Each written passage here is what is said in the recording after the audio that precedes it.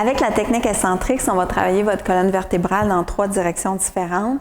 Le C avec la colonne, travailler les côtés et travailler la colonne en rotation sur son axe.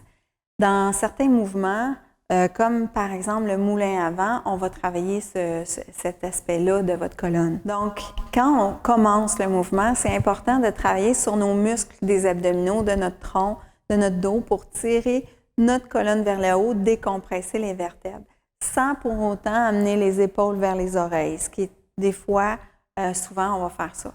Donc, quand on lève le bras dans les airs, vous ne poussez pas votre épaule vers le haut, vous tirez avec tout votre tronc. C'est ça qui va permettre de faire un renforcement au niveau de vos muscles et de garder votre colonne droite après.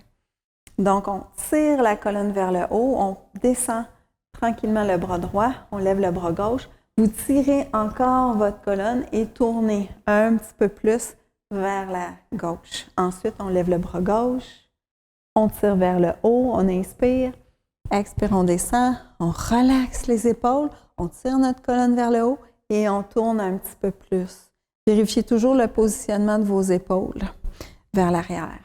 Donc, je ne veux pas faire le mouvement au complet, c'est simplement pour vous montrer qu'on doit pousser et travailler sur les muscles de notre colonne pour amener le travail au niveau des intercostaux, dégager les vertèbres, renforcer les muscles pour garder vos vertèbres dégagées quand on fait le mouvement.